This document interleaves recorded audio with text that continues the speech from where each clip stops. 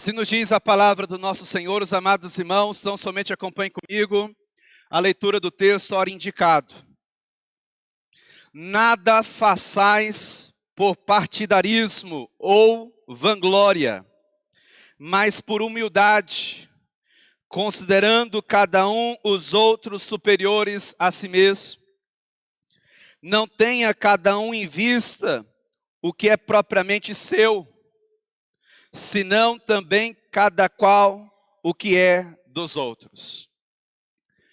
Um texto extremamente desafiador para todos nós e que segue na esteira da abordagem paulina acerca da unidade cristã.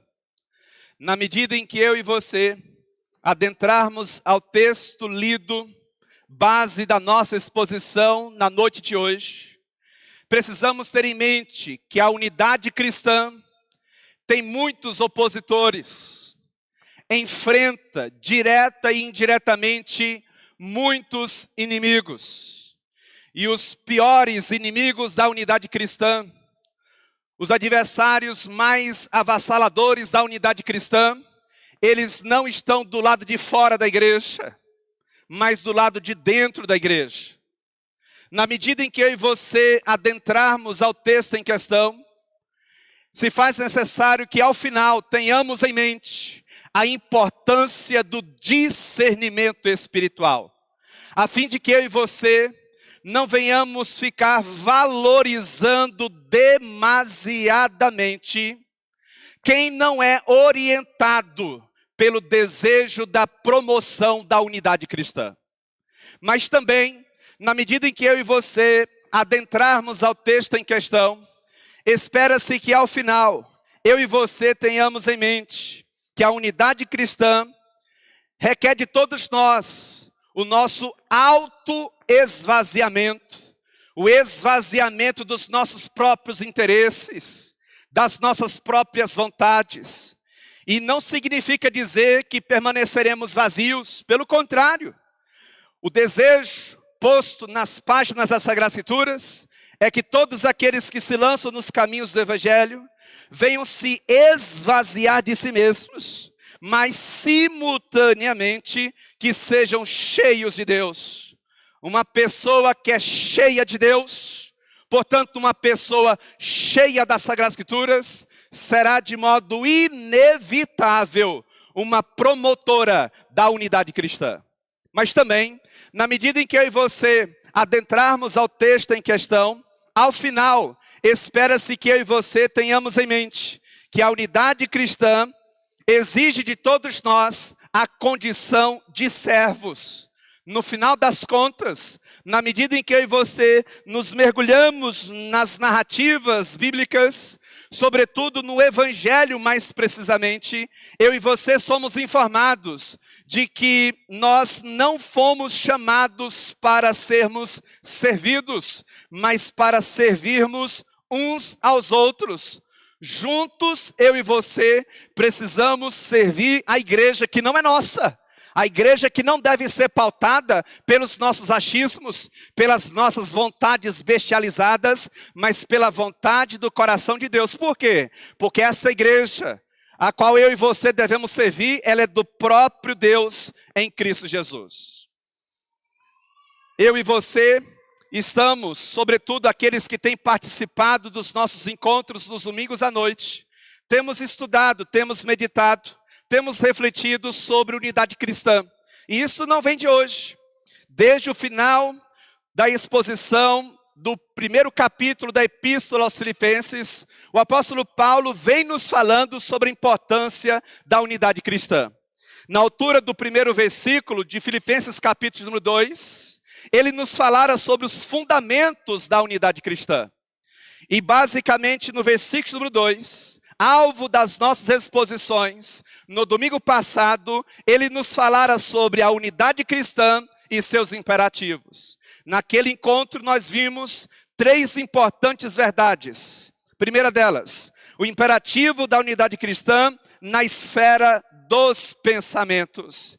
Importa que aqueles que se lançam no Evangelho tenham em mente que existem no universo dos pensamentos pontos de convergência. Certamente eu e você não iremos ter pensamentos homogêneos. Eu e você vamos discordar, teremos pensamentos divergentes, mas no que diz respeito à vida da igreja, a saber, comunhão, santidade, boa doutrina, zelo, a promoção da unidade. Nestas coisas, sobretudo, eu e você precisamos revelar uma unidade de pensamento. Dentre tantas verdades destacadas naquela noite, algumas delas são estas. Em segundo lugar, o imperativo da unidade cristã na esfera do amor, versículo número 2, segunda parte. Todos aqueles que um dia foram alcançados pelo amor consolador, o amor incondicional, o amor salvífico de Deus revelado em Cristo Jesus, inevitavelmente serão promotores da unidade cristã. Se o amor que age em mim não é um amor piegas, não é um amor meramente sentimentalista, não é um amor que permanece no campo da imaginação, no campo das abstrações, mas um amor que adentra a esfera das questões práticas, do cotidiano, das nossas relações, das nossas inter-relações. Se isto também é verdade em você, inevitavelmente não haverá espaço entre nós para desunião. Por que não? Porque o nosso ponto de conexão é o amor que juntos nós recebemos de Cristo Jesus. Logo, se você revela este amor, portanto, esta força propulsora ou propulsora de união, e eu não compactuo com isso, certamente estou eu a revelar alguma deficiência na minha relação em primeira instância para com o meu Salvador. Dentre tantas verdades destacadas naquela noite, algumas delas foram estas.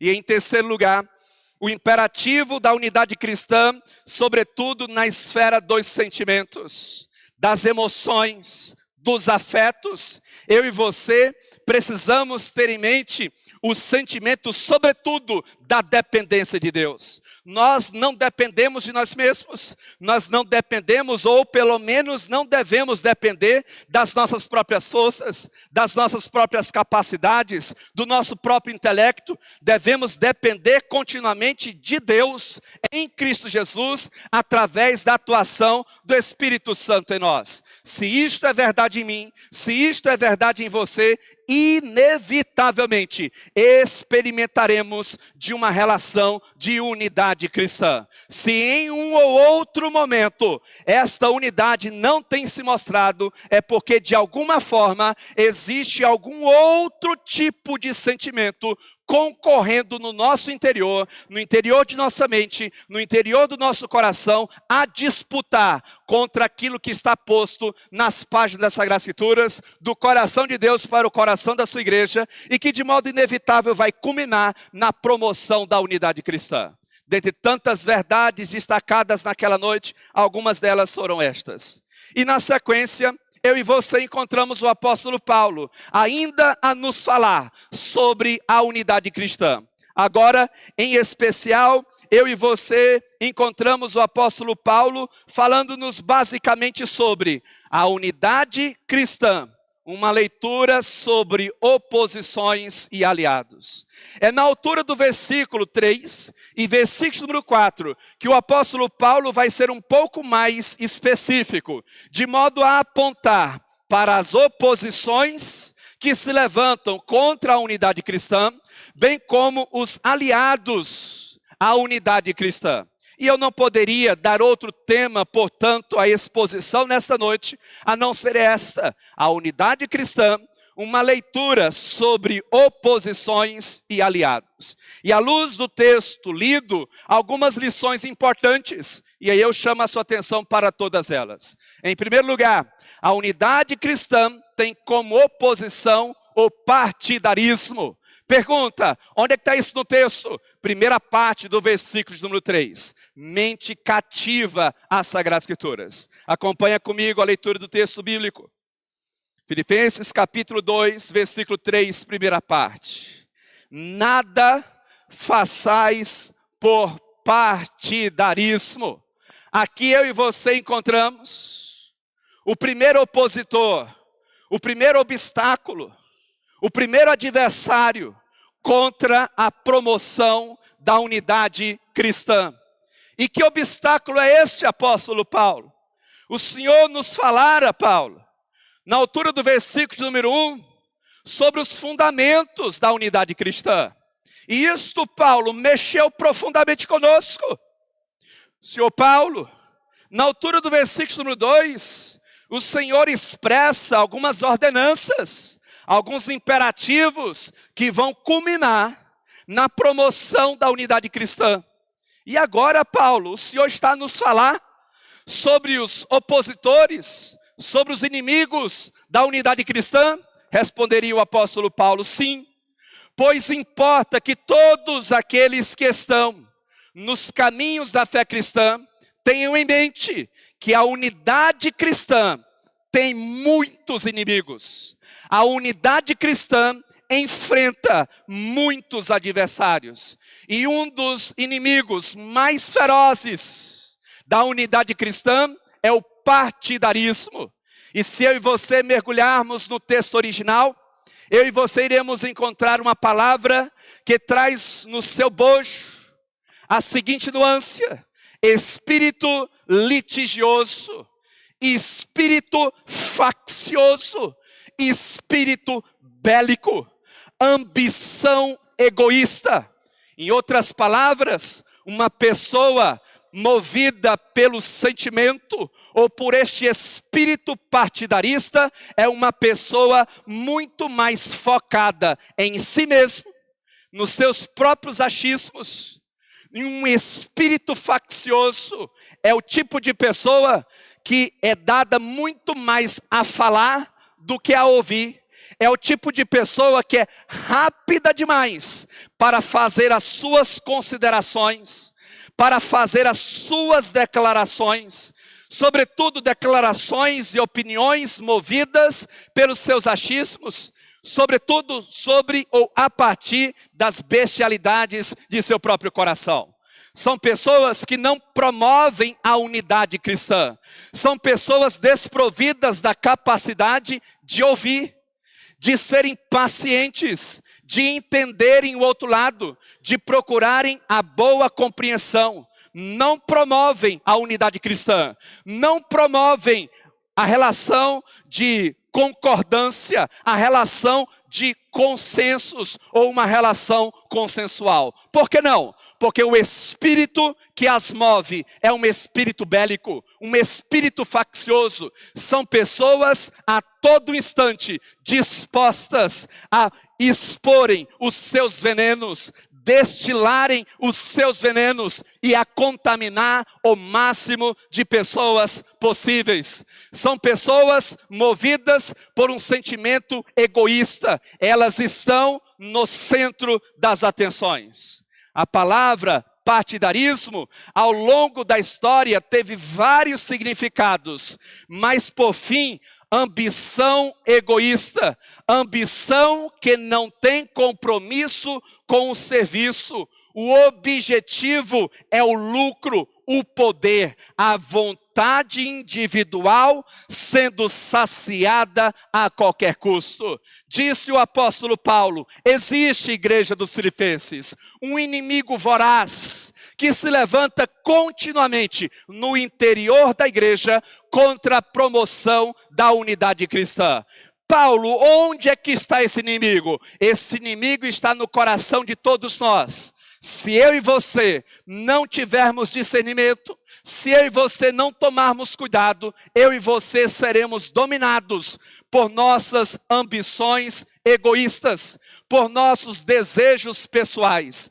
Eu e você precisamos ter em mente que o foco das atenções não é nem eu e nem você, mas Cristo Jesus em nós.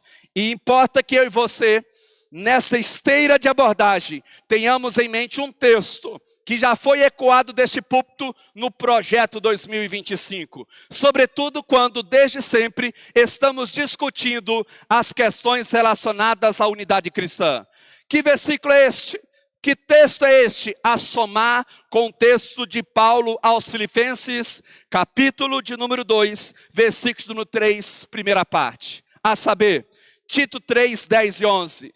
Evita o homem faccioso, depois de admoestá-lo primeira e segunda vez, pois sabes que tal pessoa está pervertida e vive pecando, e por si mesmo está condenada. Meus amados irmãos, eu e você somos desafiados a continuamente agirmos e reagirmos não ancorados numa relação partidária, no sentido de um desejo intenso pela satisfação de nossos próprios interesses.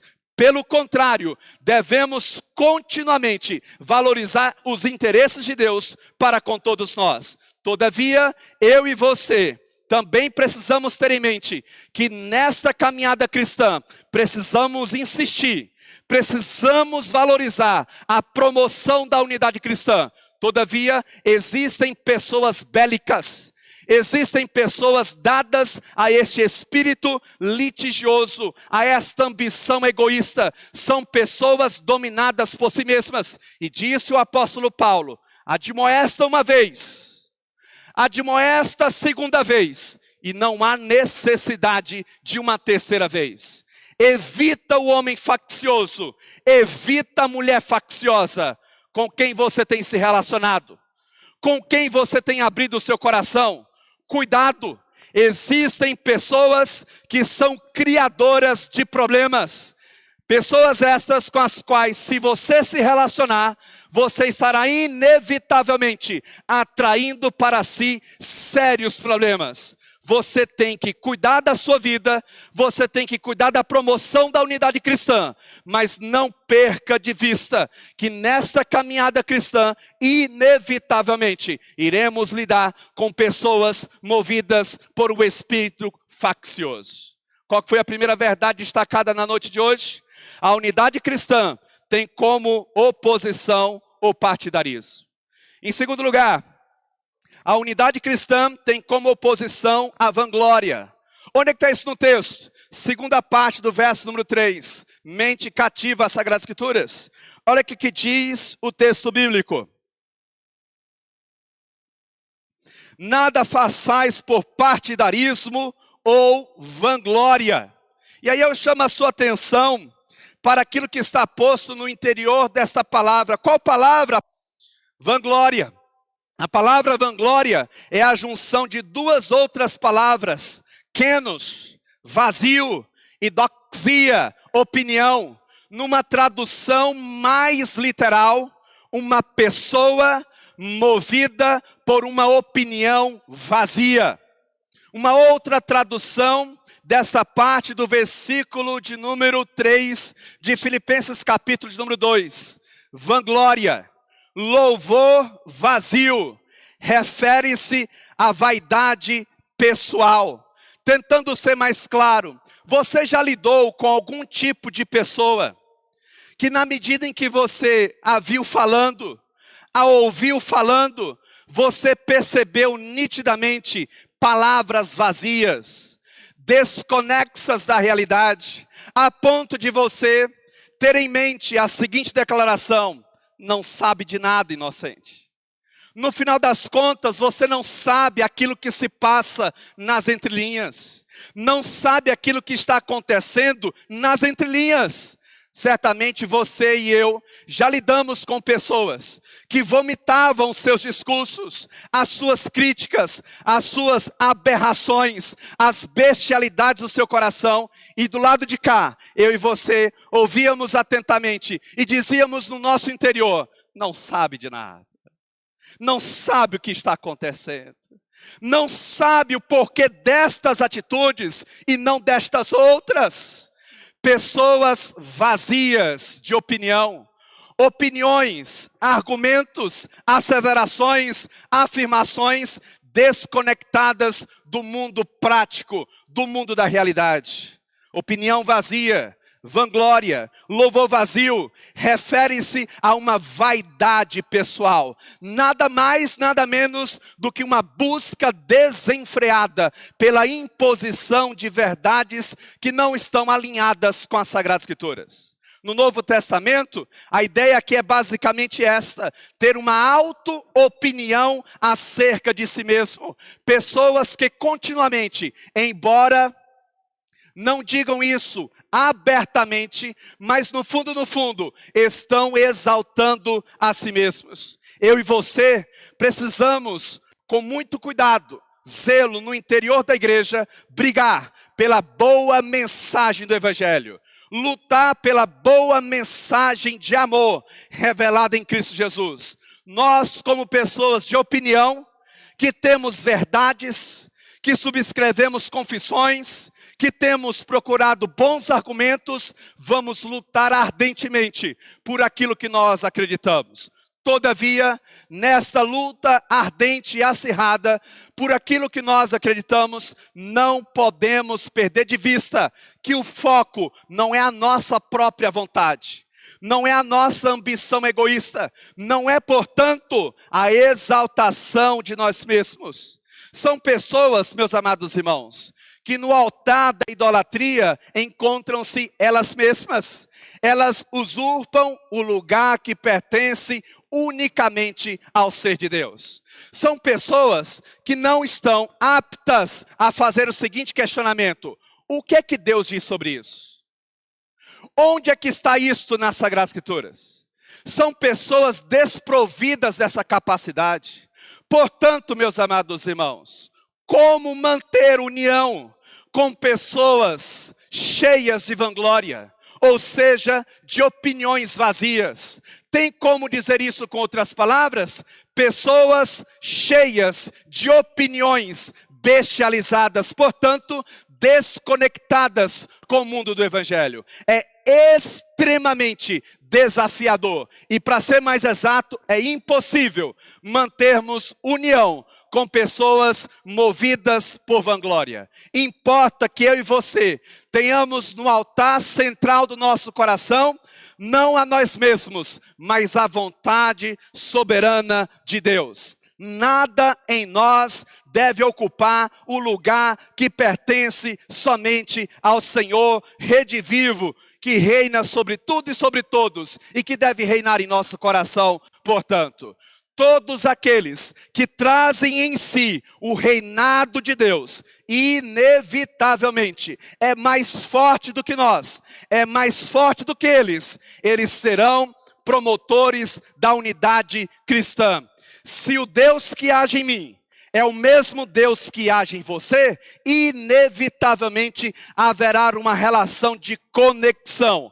Agora, se o Deus que age em mim não é o mesmo Deus que age em você, inevitavelmente é impossível haver uma relação de conexão, de unidade cristã. Por que não?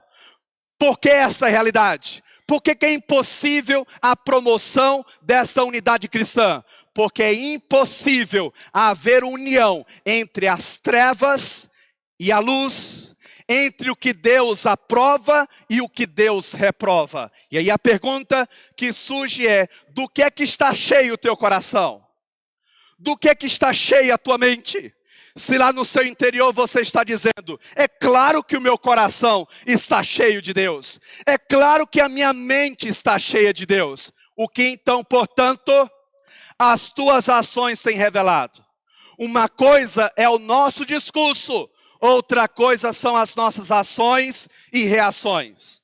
Pergunta: há em você uma relação fina entre o seu discurso proferido verbalmente e o seu discurso proferido através das obras das suas mãos e do trilhar dos seus passos? Se por um motivo ou outro há uma desconexão entre o que eu falo e o que eu faço, eu sou um baita de um hipócrita. Eu sou um tremendo hipócrita.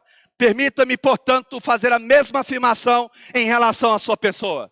Se não há uma conexão entre o que você fala e o que você vive, você é um baita de um hipócrita, um tremendo de um hipócrita. Eu e você precisamos ter dentro de uma relação fina aquilo que nós professamos com a nossa boca e aquilo que nós professamos com as obras das nossas mãos e o trilhar dos nossos passos. O apóstolo Paulo, escrevendo à igreja aos Coríntios, mais precisamente em 1 Coríntios capítulo 15, verso 32, ele disse uma coisa muito interessante. Se como homem lutei em Éfeso com feras, que me aproveita isso? Se os mortos não ressuscitam, comamos e bebamos, que amanhã morreremos. É como se Paulo quisesse dizer o seguinte: em Éfeso, igreja aos Coríntios, eu lutei com feras, mas se a nossa vida se restringe somente a essas coisas, eu lutei em vão.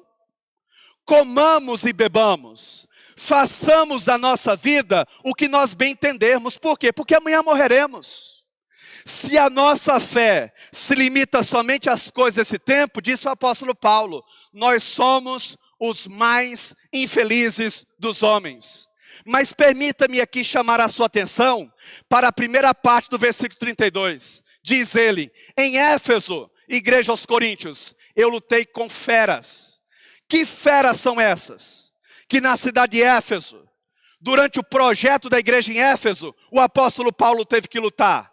O apóstolo Paulo estava falando de hienas, de leões do deserto. O apóstolo Paulo estava falando de quem?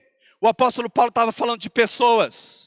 Pessoas movidas por vanglória, pessoas movidas por partidarismo, pessoas cheias de si mesmo, pessoas que já estão condenadas, pessoas que já estão a caminho do inferno, caminhando a passos largos da condenação eterna. Logo, permita-me, portanto, a seguinte aplicação: eu vou colher aquilo que eu estou plantando em relação à igreja de Cristo. Permita-me estender isso também à sua pessoa. Você vai colher, mais cedo ou mais tarde, aquilo que você está plantando em relação à igreja de Cristo. Não pense você que Deus irá fazer vistas grossas para as tuas sementes de partidarismo, para as tuas sementes de vanglória. Deus tem como da mais alta importância a igreja que é dele. Por esta igreja, ele se doou, deu o próprio Filho. O próprio Deus encarnado teve que morrer numa cruz para salvar a igreja. Você acha mesmo que eu, nas minhas bestialidades, você nas suas bestialidades, iremos passar em branco? Não.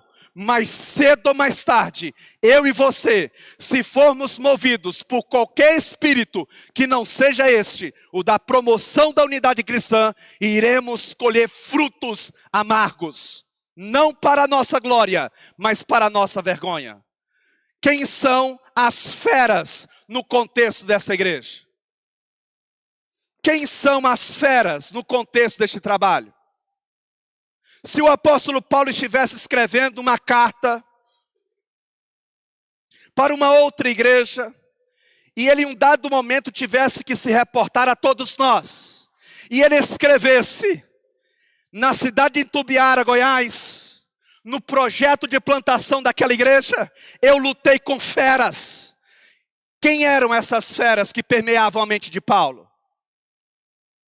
Você? Cuidado. Todos aqueles que trilharam esse caminho não lograram êxito. Mais cedo ou mais tarde, se depararam com uma vida futura completamente desastrosa. Segunda importante verdade da noite de hoje: a unidade cristã tem como oposição a vanglória.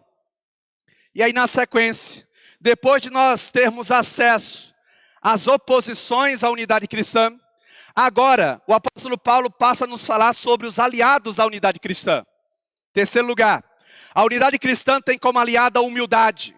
Pergunta, onde está isso no texto? Versículo 3, terceira parte, mente cativa às Sagradas Escrituras. Olha o que diz o texto bíblico. Terceira parte do versículo 3. Nada façais por partidarismo ou vanglória. Terceira parte. Mas por humildade, considerando cada um os outros superiores a si mesmos. Pessoas movidas por partidarismo, pessoas movidas por vanglória, são pessoas desprovidas da capacidade da empatia, que é aquela capacidade de se colocar no lugar do outro. São pessoas que são muito dadas a ferir. São pessoas que não estão conscientes do seu real posto, da sua real posição. Pensam sobre si mesmo mais do que convém. Acham-se mais importante, mais valiosa do que aquilo que de fato são. Vem o apóstolo Paulo dizendo: olha, existe um aliado no meio de tantos inimigos contra a unidade cristã. E qual é esse aliado? A humildade.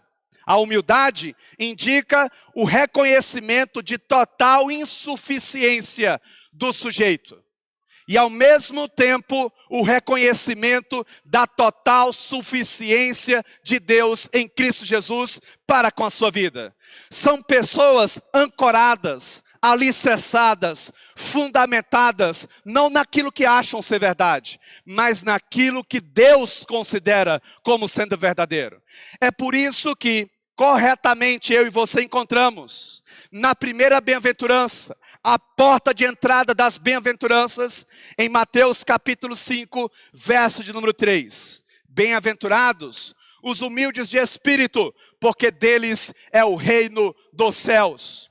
O reino de Deus não está reservado para aqueles que pensam sobre si mesmo mais do que convém. O reino de Deus, nas regiões celestiais, a terra e o céu aqui, desse tempo, restaurados, e isto é, o novo céu e a nova terra, não irão adentrar lá quem de fato e de verdade for cheio de si mesmo. Importa que eu e você sejamos amparados, orientados por humildade. Não pense de você mesmo mais do que convém à sua pessoa. No final das contas, eu e você não temos importância em nós mesmos. O nosso valor não está no nosso currículo, na nossa oratória, na modo ou na forma como conduzimos as obras das nossas mãos, o trilhar dos nossos passos. O nosso valor, a nossa importância está na nossa correta relação com Deus. Portanto, é impossível manter unidade cristã com quem está desassociado de uma total dependência de Deus. Meus amados irmãos, nós não precisamos buscar muitos argumentos para mostrar ou para provar que uma pessoa cheia de Deus é uma pessoa fácil de se lidar. Ouve, escuta, uma pessoa atenciosa, uma pessoa amorosa, uma pessoa que depende mais de Deus do que de si mesmo, uma pessoa cheia de si mesmo, uma pessoa cheia dos seus próprios achismos, inevitavelmente será uma pessoa difícil de lidar. E o que é mais interessante, algumas pessoas veem motivo de orgulho quando dizem: não queria dizer nada não, mas eu sou difícil mesmo de lidar. Não, eu sou difícil mesmo.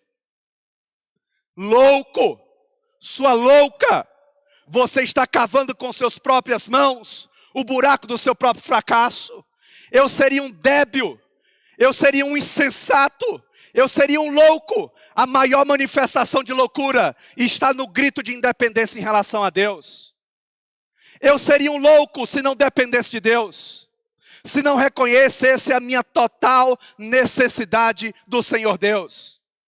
Não há motivo de vanglória se no interior do seu coração você está dizendo: eu sou difícil mesmo. Isso é sinal de vergonha para mim, isso é sinal de vergonha para você. Mais cedo ou mais tarde você colherá a devida paga das suas obras. Paulo, tem como você ser mais claro acerca dessa humildade que você está falando? Tem. Aí olha a sequência final do versículo 3. Nada façais por partidarismo ou vanglória, mas por humildade. Seja mais claro, Paulo. Humildade, como assim? Última parte. Considerando cada um os outros superiores a si mesmo. Eu não sou mais importante do que você. Eu não sou superior a você. Se nessa relação eu preciso considerar alguém mais importante, superior, tem que ser você em relação a mim. Você já lidou com pessoas que pensam diferente? Não precisam professar que pensam diferente. Basta apenas ouvir. Basta apenas ver suas ações e reações. Afaste-se. Sobretudo depois de se submetê-las a uma advertência, a uma segunda advertência. Afaste-se. São pessoas destinadas à condenação eterna. Ninguém, grava isso, ninguém que tendo a atuação do Espírito Santo dentro de si, permanecerá num estado de espírito que não seja a humildade. Eu posso até num determinado momento ser movido por vanglória, por partidarismo, mas eu vou reconhecer meu erro, vou ligar, vou mandar uma mensagem, vou ao encontro e vou pedir desculpas, vou pedir perdão. Por quê? Porque o que me move é um senso real, verdadeiro, de que eu nada sou. E de que se tem alguém mais importante nessa relação, não sou eu mesmo, é você. Como é que se mostra, Paulo, essa humildade que você está falando? Considerando cada um os outros superiores a si mesmo. Então permita-me aqui uma aplicação prática. O mundo não gira em torno do seu querer. Não é em torno das tuas vontades que as coisas precisam acontecer. No final das contas, a vontade que tem que imperar não é a tua, não é a minha, mas a das Sagradas Escrituras. Logo, antes de você abrir a sua boca para fazer qualquer tipo de consideração, você tem que se perguntar, isso está nas Sagradas Escrituras? Em relação à igreja, o que a Bíblia diz? E se você tiver na dúvida, o que você tem que fazer? Você tem que ir na história da igreja e procurar naquelas igrejas que no transcurso de suas respectivas histórias se mostraram leais. Eu não estou dizendo que você tem que tomar como referência todas as igrejas, porque nem todas as igrejas são de Deus. Existem igrejas que são sinagogas de Satanás. Disse João, no texto do Apocalipse de João. Toma como referência as boas igrejas, igrejas decentes, igrejas honradas, fiéis às suas tradições históricas, teológicas, sobretudo de tradição reformada. E pergunta se aquilo que você está propondo, se aquilo que você está insinuando, passa no crivo da história dessas igrejas. Se passar, tem seu valor, tem sua validade. É preciso observar, é preciso atinar. Terceira importante verdade na noite de hoje. A unidade cristã tem como aliado a humildade. Nunca pense de você mesmo mais do que lhe convém. Você não é mais importante do que ninguém.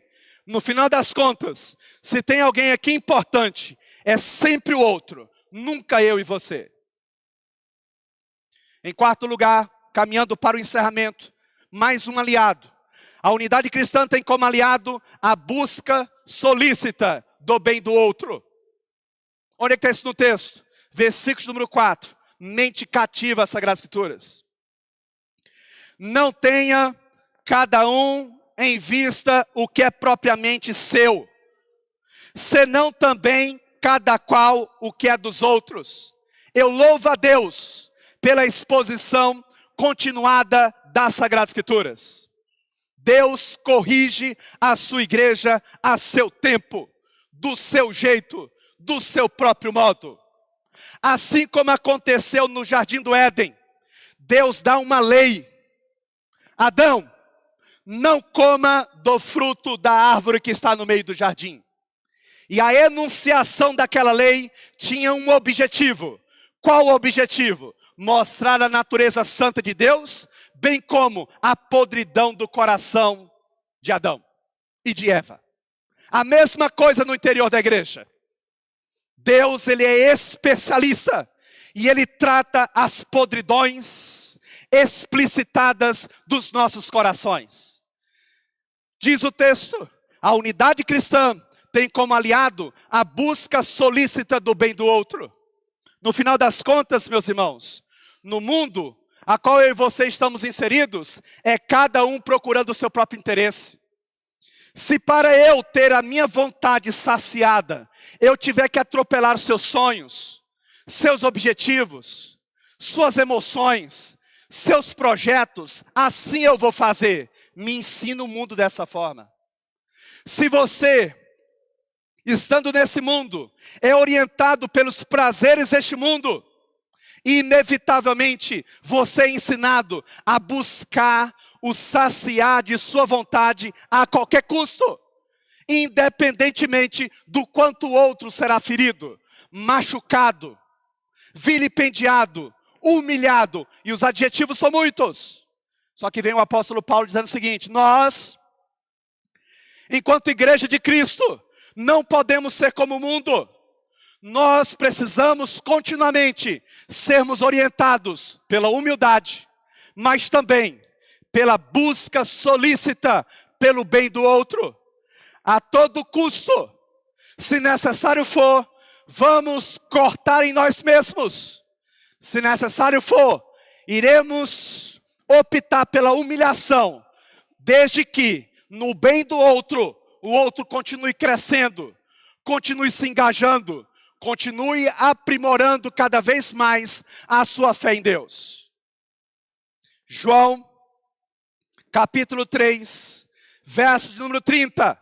João Batista, a discursar sobre a pessoa do seu mestre, o mestre por excelência, a saber, Jesus Cristo, ele disse uma frase que se tornou célebre no contexto da história da igreja: convém que ele cresça e que eu diminua mais e mais. E é essa ideia que está presente nesse texto. Convém que eu e você venhamos diminuir cada vez mais e Cristo Jesus crescer cada vez mais em todos nós. E como é que nós revelamos isso? Procurando não o nosso bem, mas o bem contínuo do nosso próximo, da pessoa que está do nosso lado, que precisa de Cristo, que precisa do Evangelho, que precisa de salvação. Versículo número 4, agora de forma mais detida. Não tenha cada um em vista o que é propriamente seu, senão também cada qual o que é dos outros. Não é que o apóstolo Paulo está dizendo o seguinte: olha, relegue a uma esfera de desprazer, desconsidere todos os seus objetivos. Não é isso. Você precisa continuar sonhando, você precisa continuar labutando pelos seus ideais, mas nesta carreira, não esqueça que o seu alvo maior, como instrumento de promoção, é o bem do outro. Logo, nesta nossa relação, qual é o bem que deve priorizar?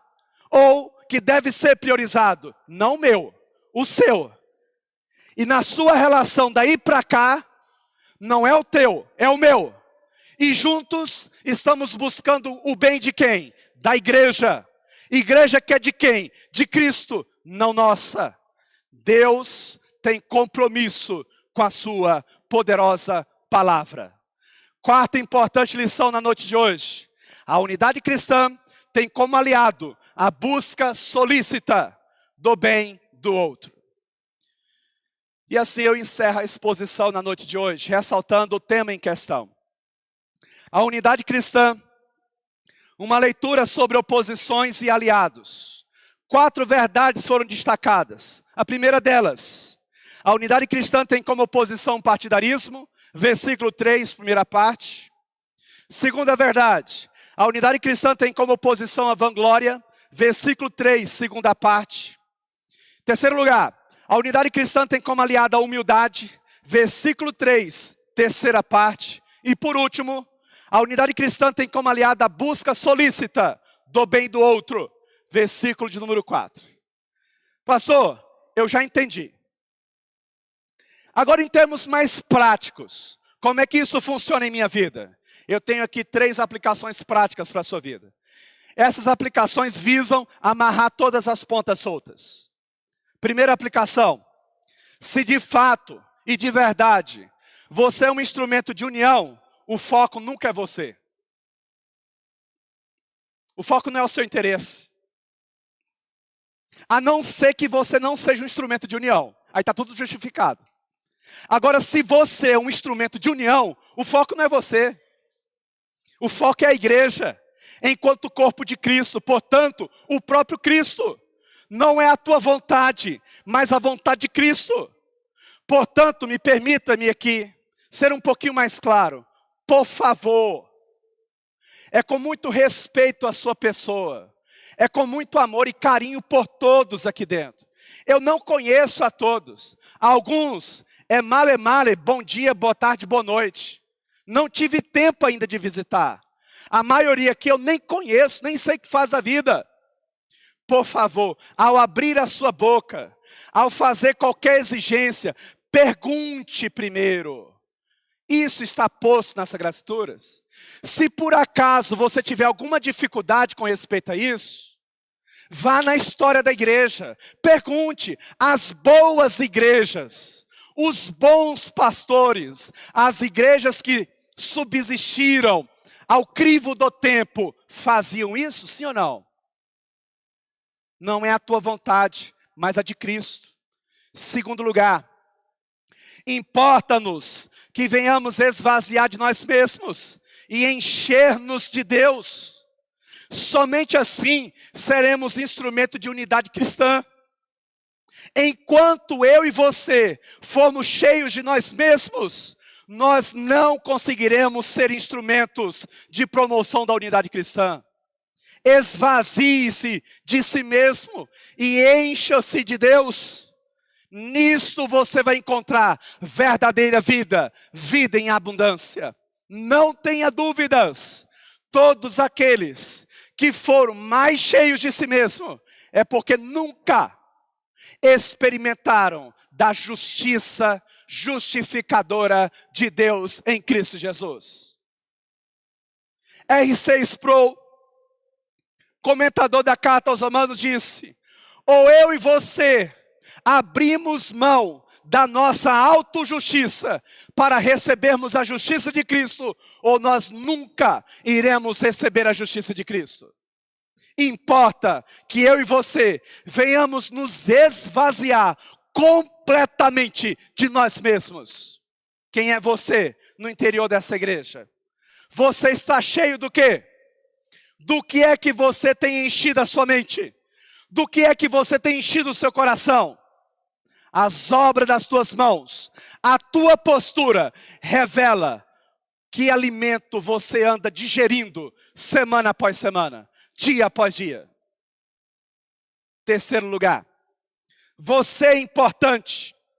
Você é uma pessoa extremamente importante, mas mais importante do que você é o outro.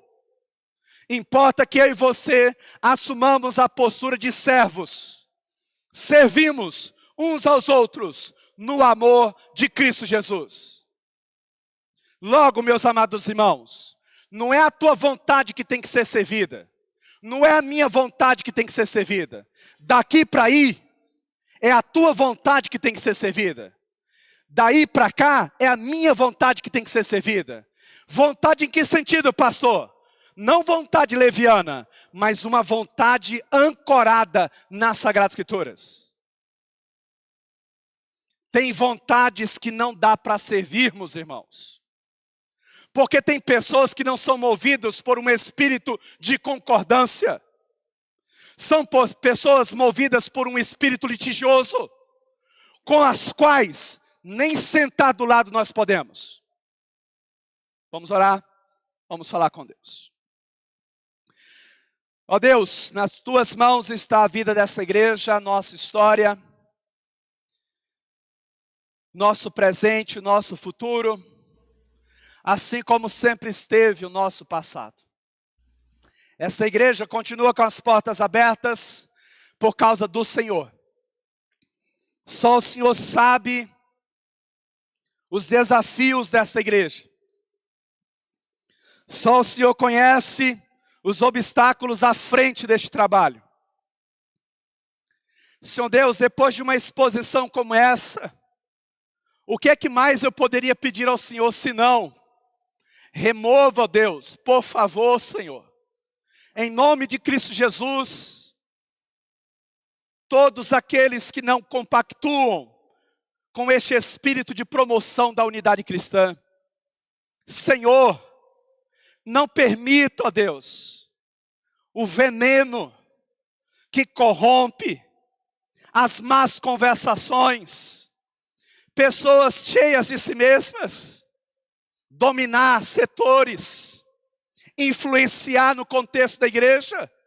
Tenha misericórdia, ó Deus, traga temor, traga reverência. Os demônios, ó Deus, tremem diante do Senhor.